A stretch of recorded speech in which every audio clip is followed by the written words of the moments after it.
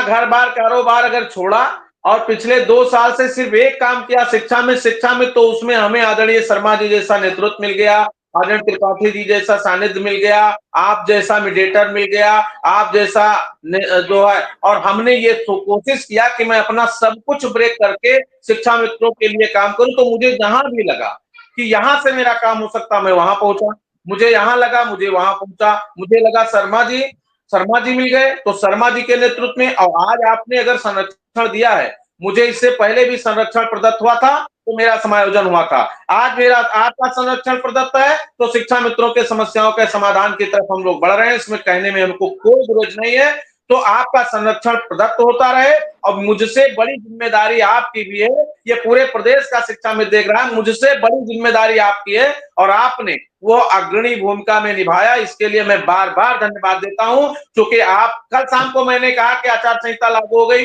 और आदरणीय आपका कल मुलाकात आप कर रहे हैं, या जब संभव हो तो हम लोग भी मुलाकात कर लें। आपने गोपनीय तरीका से हम लोगों का नाम भेज दिया और नाम पे सहमति बन गई, और ये नहीं था कि मैं नाम और आइडेंटिफिकेशन छुपा के आपके साथ मिला, बाकायदा माननीय मुख्यमंत्री जी ने प्रदेश अध्यक्ष उत्तर प्रदेश प्राथमिक शिक्षा मिशन प्रदेश मंत्री के नाम से अपना टैग करके हम लोगों को भेजा।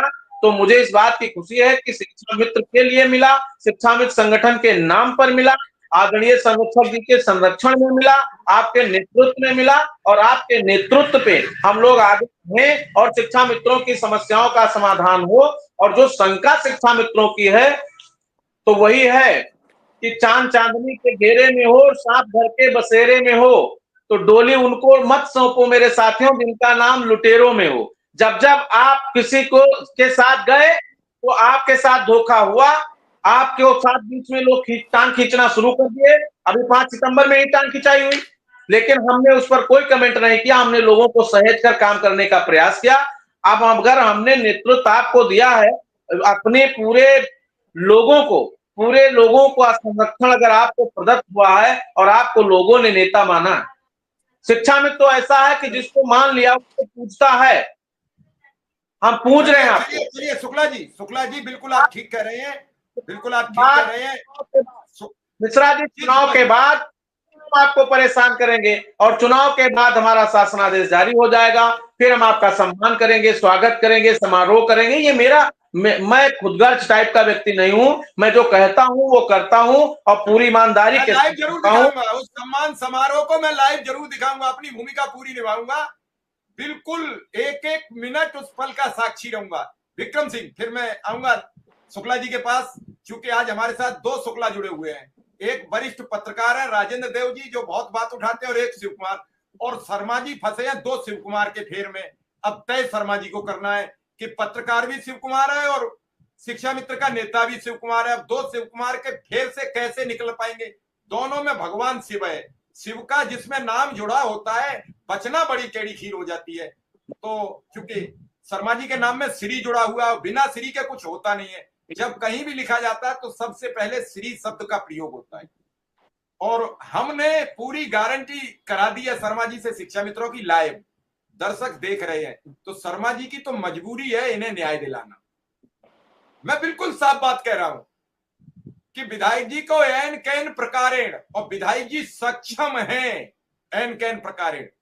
वक्त होता तो सब कुछ ठीक था, ये बात तो पता थी कि उपचुनाव होंगे, लेकिन ये नहीं पता थी कि इतनी जल्दी होंगे। लेकिन उम्मीद रखिए, भरोसा रखिए, अभी ऐसा कुछ नहीं निकल गया कि रेल निकल गई अब आएगी नहीं, अगली 15 घंटे बाद आएगी।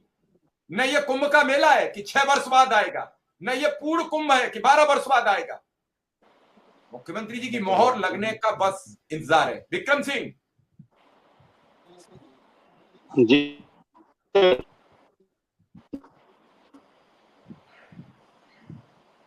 जी सर। विक्रम सिंह,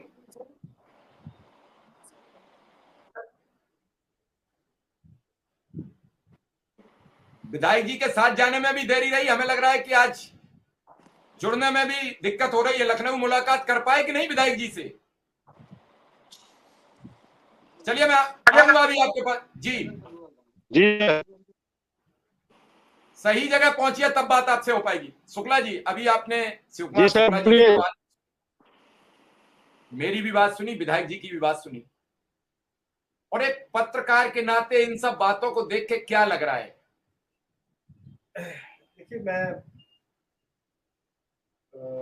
बहुत सीधी सपाट बात करूं तो इससे पहले भी वार्ताएं हुई हैं, समितियां बनी है, बहुत चर्चा हुई है, लेकिन आशानुरूप परिणाम नहीं आए, ये एक सत्य है और एक तथ्य है। लेकिन एक बात मैं आज अलग महसूस कर रहा हूँ, वो भी बताना चाहता हूँ। अभी मैं विधायक जी की बात सुन रहा था और बात सिर्फ सुन नहीं रहा था, बात के पीछे की भावना को महसूस करने का प्रयत्न कर रहा था। मैं ये देखना चाहता था और महसूस कर लेना चाहता था कि वो परिणाम लाने में कितने इंटरेस्टेड हैं।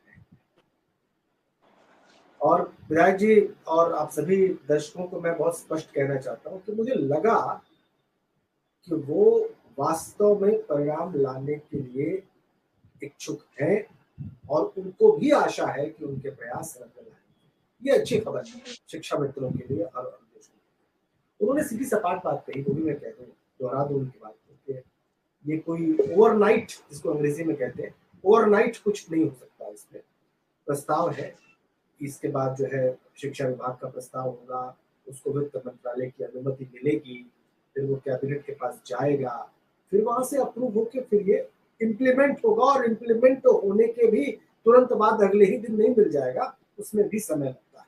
ये सही बात, ये प्रोसीजरल दिक्कतें होती हैं और चीजें ऐसे ही आगे बढ़ती हैं भारत में और प्रदेश में, ये हम सब जानते हैं। तो